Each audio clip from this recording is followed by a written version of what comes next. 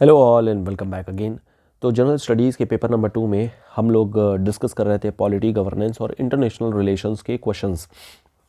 पहला क्वेश्चन हमारे पास है, critically examine the increasing power and role of prime minister, how does it impact other institutions. ये है तो बड़ा ही बेसिक सा क्वेश्चन। हम लोगों को यहाँ पर जब स्टार्ट करना होगा तो हम लोग यहाँ पर इंट्रोडक्शन के तौर पर हम लोग लिख सकते हैं कि ऑल दो, मतलब you can just start like this, आप इस तरीके से स्टार्ट कर सकते हैं कि हमारे यहाँ पर जो प्रेसिडेंट होते हैं इन्हें हम लोग, प्रेसिडेंट जो होते हैं इन्हें हम लोग हेड ऑफ़ द स्टेट बोलते हैं, हेड ऑफ़ द स्टेट। लेकिन रियल में जो हेड ऑफ़ द स्टेट की पावर होती है वो कहीं ना कहीं हमें देखने को मिलती है कि ये इनडायरेक्टली पीएम के हाथ में होती है। So he is the real de facto, हम लोग इसको बोल सकते हैं। तो यहाँ से आप इंट्रोडक्शन स्टार्ट कर सकते हैं। फिर इसके बाद से एक फ्लो चार्ट यहाँ पर आप लोग ड्रॉ करिएगा और फ्लो चार्ट में हम लोग ये बताएंगे कि आखिर में जो पीएम है इसकी पावर क्या क्या होती है। तो आप इनकी पावर में एग्जीक्यूटिव पावर के बारे में बता सकते हैं, इनके पावर में आप लेजिस्लेटिव पावर के बारे में बता सकते हैं। मेनली यही दो पावर वैसे तो होती है, लेकिन इसके अलावा कुछ एक्स्ट्रा पावर्स भी होती हैं। इन एक्स्ट्रा पावर्स को हम लोग यहाँ पर लिख सकते हैं। एग्जीक्यूटिव पावर में जैसे कि जितने भी हमारे इंस्टीट्यूशंस वगैरह हैं यहाँ पर, चाहे वो आपकी कॉन्स्टिट्यूशनल बॉडीज़ हों या फिर स्टैट्यूटरी बॉडीज़ हों या फिर एग्जीक्यूटिव बॉडीज़ हों, जितनी भी बॉडीज़ हमें देखने को मिलती हैं, इन सब जगहों पर जो रिकमेंडेशन जाती है चेयरमैन की, किसे अपॉइंट करना है, ये पीएम के द्वारा ही मेनली दी जाती है। और पीएम जिस नाम को नॉमिनेट कर देते हैं फिर अल्टीमेटली वही जो है प्रेसिडेंट के द्वारा अपॉइंटमेंट कर दी जाती है। इसी तरीके से लेजिस्लेचर में भी बोल सकते हैं कि ये जिस भी हाउस का मेंबर होता है उसका वो लीडर होता है, तो लीडर ऑफ द हाउस के तौर पर हो जाता है। जितने भी लॉ वगैरह या फिर एक्ट या जो भी बनाना होता है कहीं ना कहीं इनके थ्रू ही होकर के गुजरता है। तो कहीं ना कहीं जो पावर है पीएम की वो अपने आप में काफ़ी बड़ी पावर के तौर पे हमें देखने को मिल जाती है। एक्स्ट्रा पावर्स में इसी तरीके से आप बता सकते हैं कि जो भी काउंसिल ऑफ मिनिस्टर्स होते हैं उनको रेगुलेट करना, देखना, अपॉइंट करना और समय समय पर उनके जो काम है उनकी रिव्यू करना। इसके अलावा पार्टी को बांध करके रखना भी पीएम का ही एक तरीके से काम होता है।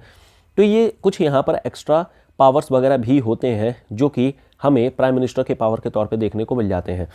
सो एक फ्लो चार्ट के फॉर्मेट में दिखा सकते हैं। अब हम लोग बताएंगे कि आखिर में इंक्रीजिंग पावर क्या है। सो इंक्रीजिंग पावर में हम लोग यहाँ पर executive power, legislative power, judicial और इमरजेंसी पावर, या फिर इसी को बोल सकते हैं कि एक्स्ट्रा पावर्स, और फिर लास्ट में डिप्लोमेटिक पावर को हम लोग दिखा सकते हैं। एग्जीक्यूटिव पावर में हम ये दिखाएंगे कि कैसे काउंसिल ऑफ मिनिस्टर पर अब लगातार एक इन्फ्लुएंस हमें देखने को मिल रहा है। इसके अलावा जो भी मिनिस्टर्स हैं उनके अपॉइंटमेंट और रिमूवल पर भी हमें देखने को मिल जाता है। कैबिनेट की रीशफलिंग हो गई, कैबिनेट रीशफलिंग हमें नॉर्मली देखने को मिल जाती है। और जो एलोकेशन ऑफ पोर्टफोलियोज हुए थे ये भी कहीं ना कहीं हमें increasing power of prime minister को ही शो करता है। लेजिस्लेटिव पावर में majority party, leader of Lok Sabha कह सकते हैं हम इन्हें, प्राइम मिनिस्टर एक डिसिसिव रोल प्ले करते हैं in setting the legislative agenda and influencing the law making. Judicial power में हम लोग बोल सकते हैं कि अपॉइंटमेंट ऑफ जो की जुडिशियल फिगर्स होते हैं, जहां नाम की रिकमेंडेशन जाती है कोलेजियम सिस्टम में, वो भी प्राइम मिनिस्टर भी उसका एक पार्ट होते हैं। इसके अलावा लोकायुक्त हो गए या लोकपाल हो गए, यहाँ पर भी हमें एग्जीक्यूटिव यानी कि प्राइम मिनिस्टर की हमें एक मेंबरशिप और इनकी एक्टिव पार्टिसिपेशन भी देखने को मिल जाता है। प्रेसिडेंट को जो भी काम यहाँ पर बोलना होता है वो भी अल्टीमेटली प्राइम मिनिस्टर के द्वारा ही रिकमेंड किया जाता है। इनफैक्ट ये भी हमें देखने को मिलता है प्राइम मिनिस्टर जो चीज़ रिकमेंड करते हैं कहीं ना कहीं प्रेसिडेंट के ऊपर इनडायरेक्ट वे में बाउंड हो जाता है, उन्हें उस चीज़ को फॉलो करना होता है। सिमिलरली डिप्लोमेटिक पावर्स होती हैं। ये जो डिप्लोमेटिक पावर्स होती हैं इंटरनेशनल प्लेटफॉर्म पर, ये भी इंडिया में प्राइम मिनिस्टर ही कहीं ना कहीं इस चीज़ को शेप करते हैं। फॉरेन पॉलिसी को बनाना, इंटरनेशनल रिलेशंस को बनाना, ये सारी चीज़ें जितनी भी होती हैं वो कहीं ना कहीं हमें ये देखने को मिलती हैं कि ये प्राइम मिनिस्टर के द्वारा ही देखने को मिल जाती हैं। समझ में आ गया क्या चीज़ है। Now impact on other institutions हमें क्या देखने को मिल रही हैं। अदर इंस्टीट्यूशन में पार्लियामेंट आ जाती है, जुडिशरी आ जाती है, फेडरलिज्म हो जाती है और ब्यूरोक्रेसी देखने को मिल जाती है। पार्लियामेंट में अगर देखें तो जो पीएमओ है कहीं ना कहीं वो इंडिविजुअल एमपीज़ और पार्लियामेंट्री कमेटी के डिमिनिशिंग रोल के तौर पर हमें देखने को मिल जा रहा है। कहीं ना कहीं सेंट्रलाइजेशन ऑफ द पावर हमें देखने को मिल रही है प्राइम मिनिस्टर के हाथ में, and prime minister is the real authority in you can say one sense. कहीं ना कहीं ये भी कहा जा रहा है कि जो वन नेशन वन इलेक्शन की जो बातें कही जा रही है that is also a type of centralisation of power, ये भी सेंट्रलाइजेशन ऑफ द पावर को ही शो कर रहा है। इसके अलावा potential weakening of the legislative oversight function. अब कई सारे ऐसे वर्क हैं जो लेजिस्लेटिव प्रोसीजर के थ्रू ना गुजर करके गिलोटिन के बेसिस पर गुजर रहे हैं, फटाफट यहाँ पर वॉइस वोटिंग हो जाती है। तो ये कहीं ना कहीं जो है इम्पैक्ट हमें अदर इंस्टीट्यूशन पर भी देखने को मिल जा रहा है। जुडिशरी में इसी तरीके से पीएम का रोल हमें जुडिशियल अपॉइंटमेंट पे भी बढ़ते जा रहा है, जो कहीं ना कहीं इंडिपेंडेंस ऑफ जुडिशरी को भी हार्नेस कर रहा है, कहीं ना कहीं एक कंसर्न यहाँ पर जाहिर कर रहा है। इसके अलावा जो हमारे यहाँ पर आर्टिकल नंबर 50 जिसको बोल सकते हैं हम, जहाँ पर हमें सेपरेशन ऑफ जुडिशरी के बारे में भी बात कही जाती है। So this is perceived as being influenced by executive preferences. Federalism में भी यही सेम चीज़ देखने को मिल जा रही है। कहीं ना कहीं जो गवर्नर की पोजीशन होती है, पहले उसको मिसयूज़ किया जाता था, लेकिन अब डायरेक्टली एक बैलेंस ऑफ पावर जो बनाने की कोशिश होनी चाहिए, उसमें प्राइम मिनिस्टर का जो पावर है वो हमें बढ़ता हुआ देखने को मिल जाता है। And this is potentially leading to more centralisation and centralised decision making power. Bureaucracy में भी सेम ऐसा ही देखने को मिलता है कि prime minister's control over bureaucracy including the power to appoint senior officials can impact the neutrality and effectiveness of the civil services. तो ये सारे हमें रोल देखने को मिल जाते हैं as part of the impact of the other institution. Last में कंक्लूड करते हुए हम लोग ये बोल सकते हैं कि while a PM role can lead to decisive government, it is crucial to maintain check and balance to ensure that other democratic institution can function effectively and independently. जो responsibility of the prime minister की post होती है वो अपने आप में काफ़ी ज़्यादा क्रूशियल, बहुत ज़्यादा की प्लेइंग फील्ड पे तौर पे होती है, और अगर उसको मिसयूज़ किया जाएगा तो कहीं ना कहीं हमें देखने को मिल जाएगा कि जो हमारे यहाँ की डेमोक्रेसी है वो एक सेंट्रलाइज्ड डेमोक्रेसी के फॉर्मेट में चली जाएगी। जो फेडरलिज्म का मेन हमारे यहाँ पर फिगर है, कह सकते हैं फेडरेशन का जो मेन एक आइडिया है, बेसिक स्ट्रक्चर है, वो भी कहीं ना कहीं धूमिल हो जाएगा। तो centralisation of power should not undermine the principle of separation of power and federalism which is foundational pillar to India's democratic structure. तो इस तरीके से आप अपने आंसर को कंप्लीट कर सकते हैं। ये पीडीएफ टेलीग्राम चैनल पर अवेलेबल है, जिसको आप डाउनलोड कर सकते हैं। टेलीग्राम की लिंक नीचे डिस्क्रिप्शन बॉक्स में दी गई है, वहाँ पर जा करके टेलीग्राम को ज्वाइन करके आप इसके जो पीडीएफ है उसको डाउनलोड कर सकते हैं। How does the federal structure in India accommodate the diverse need and aspiration of different states. Question बड़ा ही सिंपल है। कहा जा रहा है कि हमारे यहाँ पर जो फेडरल स्ट्रक्चर है, इंडिया मतलब सेंटर और स्टेट के बीच का जो रिलेशन है, कैसे वो डाइवर्स नीड और एस्पिरेशन ऑफ अलग अलग स्टेट्स को कैसे अकोमोडेट कैसे करता है, इसमें क्या चैलेंजेस आते हैं, और अगर चैलेंजेस आते हैं तो कैसे इसे एड्रेस किया जाता है। अब हम लोगों को यहाँ पर जो स्टार्ट करना चाहिए, हम लोगों को स्टार्ट करना चाहिए स्टेट रीऑर्गेनाइजेशन कमेटी के बेसिस पर। स्टेट रीऑर्गेनाइजेशन कमेटी आज से नहीं बल्कि हमको 1948 से ही देखने को मिल जाती है। यहाँ पर हमें शुरू में धर कमीशन देखने को मिली थी, फिर जेवीपी कमीशन देखने को मिली थी, और फिर पानीकर अली कुंजरो कमेटी देखने को मिल गई थी। इन तीनों ही कमेटी ने अल्टीमेटली ये कहा था कि हमें एडमिनिस्ट्रेटिव प्रोसीजर के ज़रिए हमें रीऑर्गेनाइजेशन करना चाहिए, जिसमें language as a basis for state reorganisation हमें नहीं लेना है। सो लैंग्वेज एक सिंगल क्राइटेरिया के तौर पर हम इसको नहीं लेंगे।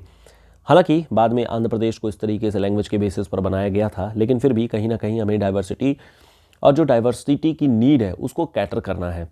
तो 1948 से पहले अगर देखें तो कुछ 530 हमें छोटे छोटे स्टेट्स, प्रिंसली स्टेट्स और मतलब प्रोविंशियल स्टेट्स देखने को मिल जाते थे, जिन्हें रीऑर्गेनाइज़ करना था। रीऑर्गेनाइज़ करने के लिए अल्टीमेटली हमारे पास में सारी कमिटीज़ बनती हैं। कमिटीज़ बनने के बाद में फिर रीऑर्गेनाइजेशन करके 1955 में हमें reorganisation act, state reorganisation act 1955 का देखने को मिल जाता है, जिसके थ्रू हमें स्टेट्स और यूनियन टेरिटरीज़ का फॉर्मेशन देखने को मिल जाता है। अब ये जो स्टेट्स और जो यूटीज़ बनाए गए थे, धीरे धीरे इनको मेनली बनाया गया था इनकी डाइवर्सिटी, इनके कल्चरल नीड, एडमिनिस्ट्रेटिव प्रोसीजर्स, इन सारी चीज़ों को देखने के बाद। लेकिन फिर अल्टीमेटली धीरे धीरे 1960, 1963, 1971 अलग अलग टाइम पीरियड में हमें स्टेट का बाइफर्केशन और न्यू टेरिटरी का इनकॉर्पोरेशन भी हमें देखने को मिल गया था। और इस तरीके से हमें ये देखने को मिल रहा है कि कहीं ना कहीं हम इंडिया में उन स्टेट्स को बना रहे हैं या फिर इस तरीके से स्टेट्स को अकोमोडेट कर रहे हैं जिससे उसकी डाइवर्सिटी को हम लोग सही मतलब उसकी डाइवर्सिटी को हम लोग मेंटेन कर पाएँ, प्रिजर्व कर पाएँ। तो federal structure is design to accommodate the diverse need and aspiration of its various state while maintaining national unity. अब इसको अकोमोडेट करने के तरह तरह के तरीके हम लोगों ने बना करके रखे हुए हैं। जैसे सबसे पहले तो हम लोगों ने बना के रखा है डिवीज़न ऑफ पावर। हमें पता है कि जो हमारा शेड्यूल नंबर 7 है, इस शेड्यूल नंबर 7 में हम लोगों ने जो सब्जेक्ट्स हैं जिस पर लॉ मेकिंग की जाती है उसको हम लोगों ने यूनियन, स्टेट और कंकरेंट लिस्ट में तोड़ करके रखा हुआ है। यूनियन स्टेट में हमारे 100 सब्जेक्ट आ जाते हैं, स्टेट लिस्ट में हमारे 61 और फिर इसी तरीके से 55 सब्जेक्ट के आसपास हमें 52 सब्जेक्ट देखने को मिल जाते हैं हमारे कंकरेंट लिस्ट में। और इस तरीके से डिवीज़न ऑफ पावर स्टेट और स्टेट और सेंट्रल गवर्नमेंट के बीच में करके रखा गया है। इसके अलावा जो ट्राइबल कम्युनिटीज़ हैं, इन ट्राइबल कम्युनिटीज़ के लिए भी यहाँ पर ट्राइबल एडवाइजरी कमेटी बना करके रखी गई है, जो कि एक स्टेट लेवल पर ही काम करती है। फिर हमारे पास रिप्रेजेंटेशन है। सो रिप्रेजेंटेशन अगर हम लोअर हाउस में देखें तो यहाँ पर हमें representation of states based on their population हमें देखने को मिल जाती है। और पॉपुलेशन के साथ ही साथ में पहले यहाँ पर एंग्लो इंडियन का भी रिप्रेजेंटेशन किया जाता था, हालांकि अब इसको हटाया जा चुका है क्योंकि प्रॉपर रिप्रेजेंटेशन ऑलरेडी एक इलेक्टेड फॉर्मेट में हमें देखने को मिल जाती है। इसके अलावा चूंकि यहाँ पर रिप्रेजेंटेशन है, so we have reservation system also in our parliament. तो रिजर्वेशन सिस्टम में हमें यहाँ पर SC और ST का रिजर्वेशन देखने को मिल जाता है। इनफैक्ट अभी नया कॉन्स्टिट्यूशनल अमेंडमेंट एक्ट आया था, इसमें वुमेन को भी रिजर्वेशन की बात कही गई और वुमेन को भी अब रिजर्वेशन दे दिया गया है। नेक्स्ट हमारे पास इंटर गवर्नमेंटल बॉडीज़ हैं। अब ये inter governmental bodies primarily state और सेंटर के बीच में कोऑर्डिनेशन और कोऑपरेशन करने के लिए ही बनाई गई हैं। इसमें जैसे कॉन्स्टिट्यूशनल बॉडी आ जाती है हमारी इंटर स्टेट काउंसिल, और स्टैट्यूटरी बॉडी आ जाती है जैसे हमारी जोनल काउंसिल्स हैं। इन जोनल काउंसिल्स में हमें north zonal council, south, east, west और सेंट्रल जोनल काउंसिल देखने को मिल जाती है। नॉर्थ ईस्ट के लिए अलग से बना करके रखी गई है नॉर्थ ईस्ट जोनल काउंसिल। ये जोनल काउंसिल प्राइमरली सेंट्रल और स्टेट के बीच में रिलेशन को और बेहतर बनाने के लिए ही बनाई गई हैं, और यहाँ पर इन दोनों के बीच में एक अच्छा खासा कोऑर्डिनेशन देखने को मिल जाता है। इन सब के अलावा हमारे पास में कुछ एग्जीक्यूटिव बॉडीज़ वगैरह भी होती हैं, जैसे कि नीति आयोग हो गई। ये नीति आयोग स्टेट के वेलफेयर के लिए काम करती है कि स्टेट को किस तरीके से आगे बढ़ाना है, keeping in mind that national unity is the main prime objective. इसके अलावा हमें नए स्टेट्स को भी हम बनाते रहते हैं। नए स्टेट को हम रीजनल डिमांड और एडमिनिस्ट्रेटिव इफिशियंसी और लोकल गवर्नेंस के आधार पर बनाते हैं। जैसे अभी रिसेंट में आप लोगों ने देखा होगा कि 2000 में उत्तर प्रदेश को डिवाइड करके उत्तराखंड और उत्तर प्रदेश बना दिया गया था, बिहार को डिवाइड करके झारखंड और बिहार बना दिया गया था, एंड सिमिलरली इसी तरीके से मध्य प्रदेश को ब्रेक करके छत्तीसगढ़ और मध्य प्रदेश बनाया गया था। प्राइमरली यहाँ पर जो डिवीज़न की गई थी वो ट्राइबल बेसिस पर की गई थी। यूपी का डिवीज़न जो किया गया था वो अगेन यहाँ पर ट्राइबल बेसिस और टोपोग्राफी और एडमिनिस्ट्रेटिव मेजर को लेकर के ही किया गया था। कल्चर बहुत डिफरेंट है। झारखंड और यहाँ पर भी ये भी ट्राइबल बेसिस पर ही किया गया था। जैसे उत्तराखंड में भी ट्राइबल्स हैं, झारखंड में भी ट्राइबल्स हैं और छत्तीसगढ़ में भी हमें ट्राइबल्स देखने को मिल जाते हैं। सिमिलरली इसी तरीके से 2014 में भी तेलंगाना और आंध्र प्रदेश दो अलग अलग स्टेट्स एक तरीके से बन गए थे। आंध्र प्रदेश पहले से था, तेलंगाना को नया फॉर्मेशन कर दिया गया था। सिमिलरली इसी तरीके से 1960s में भी महाराष्ट्र और गुजरात दो अलग अलग स्टेट्स बन गए थे बॉम्बे प्रोविंस को तोड़ करके। सो इस तरीके से देखेंगे समय समय पर हमें यहाँ पर स्टेट का रीऑर्गेनाइजेशन देखने को मिलता रहता है, और ये जो स्टेट का reorganisation this is primarily to accommodate the regional demands, जो भी रीजनल डिमांड्स हैं। अभी हालांकि कई और भी डिमांड्स है, जैसे कि गोरखालैंड को एक अलग से मतलब स्टेट बनाने की डिमांड बना करके रखी गई है। सिमिलरली इसी तरीके से अगर आप साउथ में देखेंगे कर्नाटका में भी हमेशा डिमांड उठती रहती है कि हमें दक्षिण कर्नाटक, दक्षिण नाडु बनाने की बात डिमांड करते रहते हैं, तो देश दक्षिण नाडु बनाने की बात करते रहते हैं। सिमिलरली इसी तरीके से नॉर्थ ईस्ट में भी अगर आप देखेंगे तो यहाँ पर भी हमेशा डिमांड उठती रहती है। अलग अलग जो स्टेट्स हैं उन लोगों के अंदर में विद इन द स्टेट्स भी कई सारी डिमांड उठती रहती है। जैसे मणिपुर में अभी देख रहे हैं बर्निंग इशू चल रहा है, नागालैंड में भी डिमांड उठती रहती है, ग्रेटर नागालैंड की डिमांड उठती रहती है। तो इस तरीके से देखेंगे कई सारे स्टेट्स अभी भी एजिटेशन कर रहे हैं, कई सारे स्टेट अभी भी डिमांड कर रहे हैं। अब इसके बाद से एक कमेटी बना करके इसकी रीजनल डिमांड, इसकी इफिशियंसी वगैरह को देखने के बाद फिर यहाँ पर हमें एक नया स्टेट देखने को मिल जाता है। कुछ स्पेशल प्रोविजंस वगैरह भी किए जाते हैं, जैसे आर्टिकल नंबर 371 में हमें देखने को मिल जाता है 371 A B C D E F G H I, इस तरीके से हमारे पास अलग अलग प्रोविज़न्स किए गए हैं। ये जो प्रोविज़न किए गए हैं गुजरात, महाराष्ट्र, फिर इसके अलावा नागालैंड हो गया, असम हो गया, मेघालय हो गया, तो कई सारे स्टेट, गोवा, कर्नाटका, कई सारे स्टेट को बना करके यहाँ पर इनकी डिमांड्स को, जो भी इनकी कल्चरल आइडेंटिटी है, जो भी इनकी डिमांड है उसको, और जो इनकी यूनिक आइडेंटिटी है उसको बचा करके रखने और प्रिजर्व करने के लिए यहाँ पर काम किया गया है। सबके लिए अलग अलग रीजन है, जैसे किसी के लिए विदर्भ रीजन है, किसी के लिए सौराष्ट्र रीजन है, किसी के लिए कुछ और है। तो इस तरीके से हमें ये देखने को मिल जाता है। सो कहीं ना कहीं ये जो हमारा फेडरल स्ट्रक्चर है ये डाइवर्स नीड और जो aspiration of the different state है उसको अकोमोडेट करने की पूरी कोशिश करता है, और तरह तरह की कमिटीज़ और काउंसिल्स वगैरह बना करके यहाँ पर चीज़ें की जाती हैं। लेकिन कई सारे चैलेंजेस भी हमें फेस करने पड़ जाते हैं। जैसे कई बार क्या होता है कि जो रीजनल डिमांड होती है, इस रीजनल डिमांड उनके जो मूवमेंट और ऑटोनॉमी के लिए जो डिमांड होती है, कहीं ना कहीं वो टेंशन और कॉन्फ्लिक्ट के तौर पे भर जाती है। जैसे और कई सारी इंटरनल सिक्योरिटी थ्रेट वगैरह भी यहाँ पर हमें देखने को मिल जाती है। जैसे असम के केस में देखेंगे तो यहाँ पर हमें उल्फा देखने को मिल जाती है, उल्फा। इसी तरीके से अगर आप ग्रेटर नागालिम के केस में देखेंगे, नागालैंड के केस में देखेंगे तो यहाँ पर हमें NSCN खापलांग और NSCN आइजैक मूविया देखने को मिल जाती थी। सिमिलरली इसी तरीके से हमें रेड कॉरिडोर देखने को मिल जाता है हमारे यहाँ पर, रेड कॉरिडोर, ठीक है। तो ये जो हमारा प्रॉब्लम ऑफ नक्सल है ये हमें देखने को मिल जाता है। तो कहीं ना कहीं हमें देखने को मिल जाता है कि रीजनल टेंशन और कॉन्फ्लिक्ट को भी जन्म देता है, जिसके कारण से हमारे यहाँ पर इंटरनल सिक्योरिटी थ्रेट भी आ जाती है। इसके अलावा फिजिकल फेडरलिज्म, कई बार ऐसा होता है, जैसे अगर आप देखेंगे आंध्र प्रदेश और तेलंगाना के बीच में यहाँ पर फिजिकल फेडरलिज्म की ही प्रॉब्लम हमें देखने को मिल जाती है। सेंटर को अपने फाइनेंशियल रिसोर्सेज का डिस्ट्रीब्यूशन करना पड़ जाता है। कोई भी नया स्टेट अगर बनाया जाता है तो 10 साल तक उसको कैटर करना पड़ता है, 10 साल तक उसको देखना पड़ जाता है। और कहीं ना कहीं इस कारण से एक फाइनेंशियल प्रॉब्लम भी सेंटर को देखनी पड़ जाती है। तो ये भी एक अपने आप में बड़ा चैलेंज देखने को मिल जाता है। इसके अलावा सेंट्रलाइज अमेंडिंग पावर भी होती है। सेंट्रल गवर्नमेंट के पास में कॉन्स्टिट्यूशन को अमेंड करने की एक पावर दी गई है, लेकिन साइमल्टेनियसली ये भी इंश्योर करना पड़ता है कि स्टेट की ऑटोनॉमी कहीं वहाँ पर अफेक्ट ना हो जाए, सेंट्रल डिस्पटिक ना हो जाए, सेंटर कहीं निरंकुश ना हो जाए। सो इन चैलेंजेस को एड्रेस करने के लिए तरह तरह के हमारे पास में एफर्ट्स होते हैं, जैसे कि कोऑपरेटिव फेडरलिज्म का एक फंडा होता है।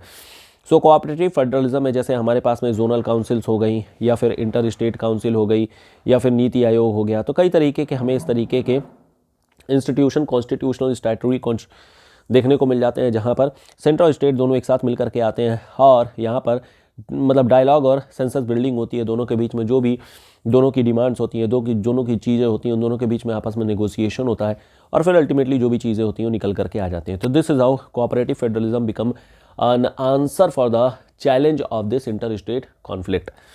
दूसरी जो हमारे यहाँ पर फिजिकल रिफॉर्म के तौर पर हमें देखने को मिलता है, जैसे हम लोगों ने वैट वगैरह को हटा करके GST ला दिया गया है, जिससे कि one nation one tax system हमें देखने को मिल जाता है। इससे कि जो प्रॉब्लम पहले आती थी स्टेट के बीच में आपस में टैक्स वगैरह को लेकर के प्रॉब्लम आ जाती थी, अब इस चीज़ को हटा दिया गया है। हालांकि GST भी जब लागू किया गया था उस समय भी कई सारे स्टेट जो है हो हल्ला मचा करके रखे हुए थे। कहीं पर कोई मैन्युफैक्चरिंग स्टेट था तो कोई डेस्टिनेशन स्टेट था, कहीं पर पेट्रोलियम बहुत ज़्यादा था तो कहीं पर अल्कोहल बहुत ज़्यादा था।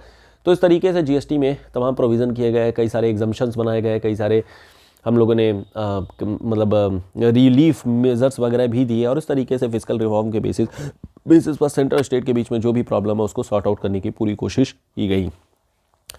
बस हमारी जुडिशियल इंटरवेंशन भी आ जाती है। जुडिशियल इंटरवेंशन में हमें देखने को मिल जाता है कि स्टेट और सेंटर के बीच में या स्टेट के बीच में जब भी डिस्प्यूट होता है तो वहाँ पर जुडिशरी की इंपॉर्टेंट रोल प्ले करती है। यहाँ पर सुप्रीम कोर्ट ही मेन अथॉरिटी होती है जो कि देखती है।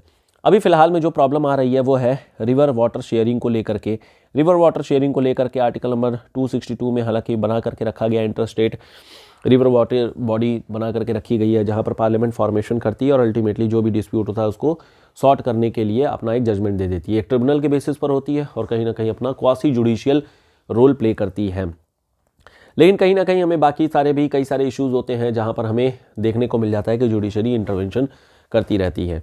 लास्ट में कंक्लूड करते हुए हम लोग ये बोल सकते हैं कि इंडिया के जो फेडरल स्ट्रक्चर है, this has mechanism to address diverse need of its state, it also faces challenges that are addressed through cooperative efforts, fiscal reform and judicial oversight। तो ये हम लोगों ने पूरा आंसर डिस्कस किया।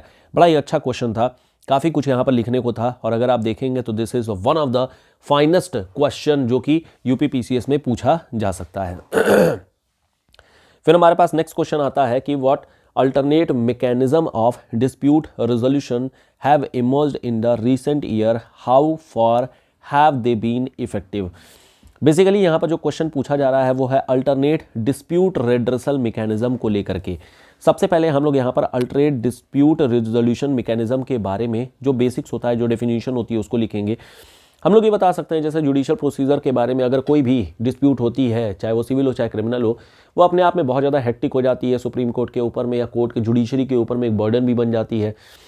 जो छोटे मोटे मामले होते हैं जैसे सिविल मामले हो गए या फिर स्मॉल मतलब लाइट स्केल के, लाइट ग्रेविटी के जो क्रिमिनल मैटर होते हैं, हमें उन्हें अल्टरनेट डिस्प्यूट रेड्रेसल मैकेनिज्म के थ्रू भी हम ले जा सकते हैं। अल्टरनेट डिस्प्यूट रिजोल्यूशन मैकेनिज्म है, यहाँ पर जो भी पार्टीज़ एग्रीव्ड पार्टीज़ होती हैं, जो दोनों पार्टीज़ होती हैं, बेसिकली वो दोनों पार्टी एक कंसलेशन के बाद में जाती हैं, मतलब जो एक दूसरे से दोनों के बीच में मीडिएशन कराएगा उस मीडिएटर के पास में जाती हैं और फिर अल्टीमेटली दोनों ही आपस में नेगोशिएट कर लेती हैं।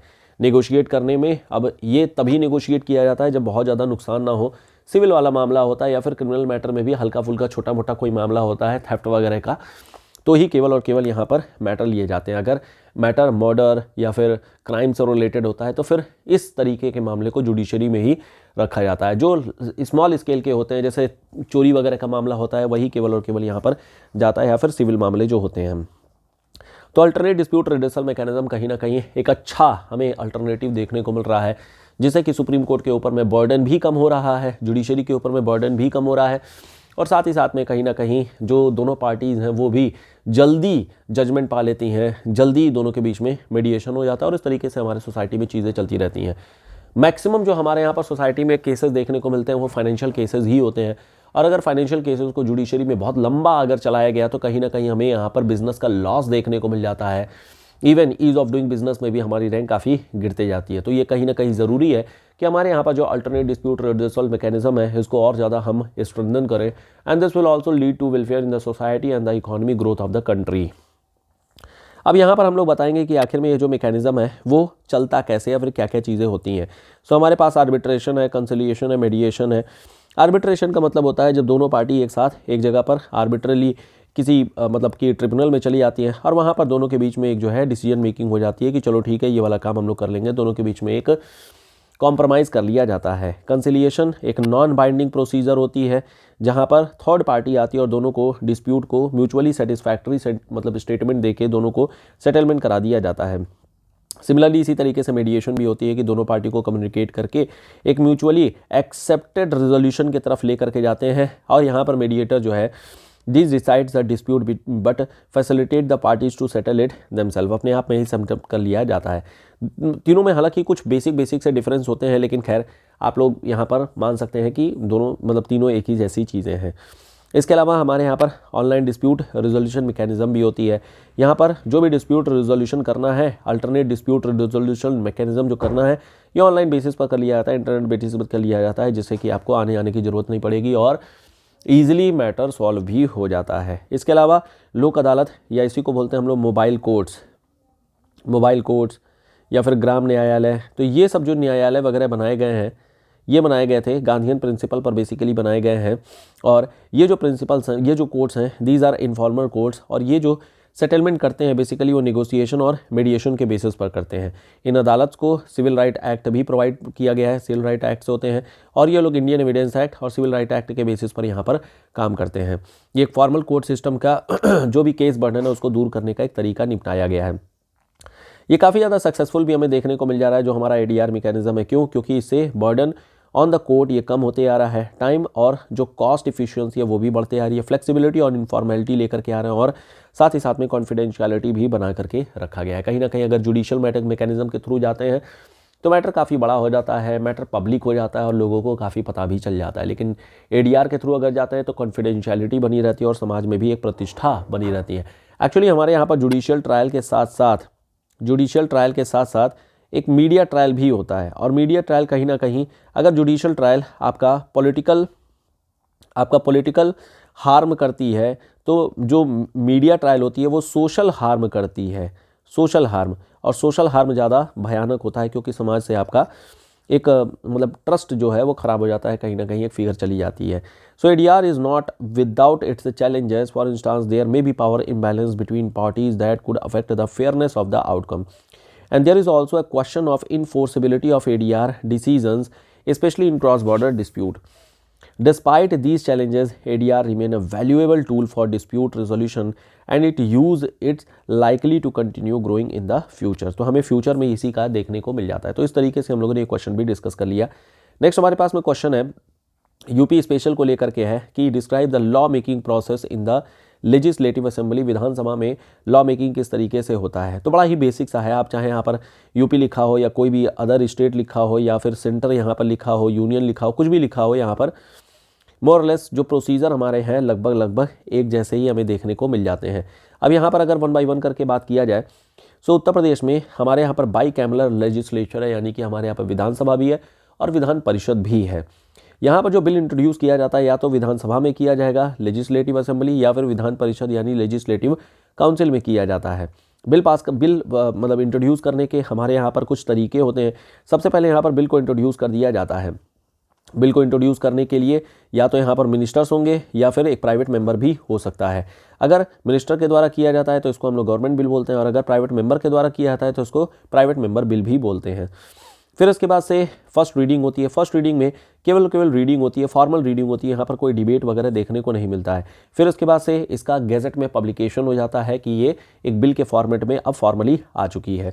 बिल के फॉर्मेट में आने के बाद में अब यहाँ पर सभी जितने भी मेंबर्स हैं उनको बिल पकड़ा दिया जाता है और अब पब्लिक के लिए भी अवेलेबल हो जाती है। इनफैक्ट अगर आप देखेंगे तो PRS लेजिस्लेटिव, ये हमारी गवर्नमेंट की वेबसाइट है, और यहाँ पर जाकर के जो भी बिल्स वगैरह हैं जो गेजेटेड हो चुके हैं उन लोगों को आप जाकर के रीड कर सकते हैं, पढ़ भी सकते हैं और अपने कमेंट भी यहाँ पर दे सकते हैं। फिर उसके बाद से सेकेंड रीडिंग होती है। सेकेंड रीडिंग में अब यहाँ पर डिबेट एंड डिस्कशन स्टार्ट हो जाते हैं। अब द असेंबली में वोट टू एक्सेप्ट और रिजेक्ट और send the bill to a select committee for further consideration. अब अगर मान लो मैटर कोई बहुत संज्ञानी होता है, बहुत ज़्यादा इंपॉर्टेंस का होता है, तो वहाँ पर किसी न किसी कमेटी को, सेलेक्ट कमेटी को भेज दिया जाता है। इस सेलेक्ट कमेटी को बोलते हैं डिपार्टमेंट रिलेटेड स्टैंडिंग कमेटी। अब ये सेलेक्ट कमेटी में जा करके वहाँ पर इसके जो भी प्रोज एंड कॉन्स है इसकी डिटेलिंग की जाती है, उसके बारे में देखा जाता है और उसके जो विजन्स हैं उसको देखा जाता है। फिर सेलेक्ट कमेटी की यहाँ रिकमेंडेशन के बेसिस पर कमेटी स्टेज आ जाती है। तो after the select committee stage the bill is presented to the assembly for the committee stage where the assembly debate each clause of the bill and may take amendment if necessary. फिर last में फिर आ जाती है हमारी third reading, और इस third reading में bill को प्रेजेंट किया जाता है और यहाँ पर फिर पुट टू वोट कर दिया जाता है और यहाँ पर पास या फिर फेल हो जाता है। अब यहाँ पर विधान परिषद की कंसिडरेशन ली जाती है। बिल या तो मतलब विधानसभा में अगर है तो फिर ये पास होने के बाद में बिल विधान परिषद को चला जाता है या फिर वाइस वर्सा इसी तरीके से हो जाती है। और फिर सेम यही काम हमें विधानसभा या फिर विधान परिषद जहाँ पर भी पहुँचा हुआ है वहाँ पर हमें सेम वही प्रोसीजर देखने को मिल जाती है कि first reading, second reading etcetera etcetera. फिर हमारे पास विधानसभा की फाइनल से हो जाती है। अगर मान लो विधान परिषद और विधानसभा दोनों के बीच में डिसएग्रीमेंट हो जाता है, दोनों एक दूसरे के मतलब एक जगह पर पास हो जाता है लेकिन दोनों दूसरे जगह पर फेल हो जाता है, या फिर दूसरा केस विधान परिषद 3 महीने से अपने पास में बिल को रखी हुई है, तो अब विधानसभा वापस से बिल स्टार्ट कर सकती है और 1 महीने का टाइम ही केवल दिया जाएगा विधान परिषद को। ना अगर मान लो 1 महीने का टाइम नहीं बीता, मतलब बीत गया या विधान परिषद वापस से नहीं मान रही है, तो अब विधानसभा इसको मान लिया जाएगा कि पास हो गया है बिल, और यहाँ पर अब कैन नॉट वीटो कर पाएगा हमारा जो विधान परिषद है। और इसके बाद से गवर्नर के असेंट की तरफ चला जाएगा। गवर्नर के पास अब ऑप्शन होता है कि वो या तो बिल को पास कर दे या रिटर्न कर दे रिकंसिडरेशन के लिए, या अपने पास रिजर्व कर ले प्रेसिडेंट के कंसिडरेशन के लिए। तो ये हमारे पास 3 ऑप्शन हो जाते हैं। और यहाँ पर ध्यान रखना है कि 44th कॉन्स्टिट्यूशनल अमेंडमेंट एक्ट केवल और केवल प्रेसिडेंट के लिए ही लगाई गई थी। यहाँ पर गवर्नर के पास ऐसा कोई भी रूल नहीं होता है कि वापस से रिटर्न करने के बाद, जो वापस से रिकंसिडरेशन के बाद जो भी बिल आएगा क्या उसे साइन करना ही करना है। ऐसा कोई भी बाउंडेशन गवर्नर के ऊपर नहीं है, हालांकि प्रेसिडेंट के ऊपर में होता है। फिर इसके बाद से जब सारी चीज़ें पास हो जाती हैं तो ये एक्ट के फॉर्मेट में आ जाता है, गवर्नर अपना असेंट दे देते हैं और फिर ये जो बिल है वो एक्ट के फॉर्मेट में आ जाता है। सो इस तरीके से हम लोगों ने देखा कि पूरा प्रोसीजर किस तरीके से होता है हमारे यहाँ पर लेजिस्लेटिव असेंबली में। और ये जो चेंजेस होते हैं, ये हमारे जो चेंजेस होते हैं वो हर एक बिल के लिए नहीं होते हैं। हर एक बिल के लिए कुछ थोड़े अलग अलग प्रोसीजर्स होते हैं। जैसे मनी बिल के लिए देखें तो यहाँ पर स्पीकर की रिकमेंडेशन चाहिए, प्रेसिडेंट की रिकमेंडेशन चाहिए होती है, और स्पीकर बताते हैं कि whether this bill is money bill या फिर फाइनेंशियल बिल। फिर प्राइवेट मेंबर बिल होते हैं। इसी तरीके से कई जगहों पर हमें जॉइंट पार्लियामेंट्री कमेटी भी देखने को मिल जाती है। मनी बिल के केस में अगर बात करें तो विधानसभा और विधान परिषद ये दोनों मतलब यहाँ पर टाइम दिया जाता है 14 दिन का, और यहाँ पर साइन हो जाता है। तो इस तरीके से हम लोगों ने देख लिया पूरा प्रोसीजर किस तरीके से यहाँ पर गो थ्रू होता है हमारे लेजिस्लेटिव असेंबली का। नेक्स्ट हमारे पास जो क्वेश्चन आती है, clarify the role of civil servant in strengthening the democratic process in India. ये जो क्वेश्चन है वो गवर्नेंस का क्वेश्चन है और यहाँ पर रोल ऑफ सिविल सर्वेंट को लेकर के क्वेश्चन पूछा गया है। एक बात जरा ध्यान रखिएगा, हमारे पास एक ARC-2 रिपोर्ट है, एडमिनिस्ट्रेटिव रिफॉर्म कमेटी। पहली वाली आई थी मोरारजी देसाई के टाइम पे, दूसरी वाली जो रिपोर्ट आई थी वो सेकंड ARC रिपोर्ट है। इसके रिकमेंडेशन बहुत ज़्यादा इंपॉर्टेंट है और इनफैक्ट आपके एग्जाम के लिए भी काफ़ी इंपॉर्टेंट है। इसमें रिपोर्ट में रोल ऑफ सिविल सर्वेंट को लेकर के एक अलग से भी रिपोर्ट पब्लिश की गई थी। ARC2 रिपोर्ट की 1 बाय 1 करके हम लोग डिस्कस करेंगे, एक अलग सेपरेटली डिस्कस कर लेंगे, इस वाले पार्ट में ऐड नहीं करेंगे। लेकिन ये ARC की रिपोर्ट आपके लिए काफ़ी इंपॉर्टेंट है और क्वेश्चन भी इससे काफ़ी ज़्यादा पूछे जाते हैं। बाकी ये जो रोल ऑफ सिविल सर्वेंट है ये तो डायरेक्टली आपकी ARC2 रिपोर्ट का ही क्वेश्चन पूछा गया है। यहाँ पर अगर हम लोग देखें कि ARC2 रिपोर्ट या फिर सिविल सर्वेंट का जो रोल होता है डेमोक्रेटिक प्रोसेस को और ज़्यादा स्ट्रेंथन करने में, तमाम हमें देखने को मिल जाता है। सिविल्स जो होते हैं ये बेसिकली दो तरीके के होते हैं, एक होते हैं जो एग्जीक्यूटिव का पार्ट होते हैं, यानी कि इम्प्लीमेंटेशन का काम कर रहे होते हैं, और दूसरे होते हैं जो ब्यूरोक्रेसी का काम कर रहे होते हैं। एक्चुअल में ये भी एग्जीक्यूटिव ही है, लेकिन बस मैंने इम्प्लीमेंटेशन वर्क यानी फील्ड वर्क और जो ब्यूरोक्रेटिक वर्क है ये दो अलग अलग पार्ट में यहाँ पर डिवाइड कर लिया है। सो बेसिकली यहाँ पर ये लोग पॉलिसी इम्प्लीमेंटेशन का काम करते हैं, तो they are the executive and they are responsible for implementing the policies of elected government, ensuring the democratic mandate is carried out by efficiently and effectively. इसके अलावा एडवाइजरी रोल में भी होते हैं, ये जो भी पॉलिटिकल लीडर्स हैं उनको एक्सपर्ट एडवाइस प्रोवाइड करते हैं, पार्लियामेंट्री सेक्रेटरी के फॉर्मेट में भी ये अपना मतलब प्रोवाइड करते हैं। So helping to shape the policies that are in public interest. फिर इसके अलावा मेंटेनिंग कंटिन्यूटी, चूँकि सरकार बदलती रहती है लेकिन सिविल सर्वेंट नहीं बदलते हैं, तो ये कंटिन्यूटी भी बनाए रखते हैं, एक परमानेंट बॉडी के तौर पे होते हैं। सरकार अगर बदल जाए, पॉलिटिकल लीडरशिप अगर बदल जाए, तो भी डेमोक्रेटिक प्रोसेस में कोई भी डिसरप्शन हमें देखने को नहीं मिलना चाहिए, ये इंश्योर करने का काम सिविल सर्वेंट का ही होता है। इसके अलावा अपहोल्डिंग का द कॉन्स्टिट्यूशन, जो सिविल सर्वेंट होते हैं वो अपनी जब ओथ ही लेते हैं तो यहाँ पर ओथ में ही उनको होता है कि अपहोल्डिंग द कॉन्स्टिट्यूशन, तो ये रूल ऑफ लॉ को फॉलो करते हैं, फाउंडेशन ऑफ डेमोक्रेसी को फॉलो करते हैं, and they ensure that all the action and policies are in the accordance with the constitutional provisions।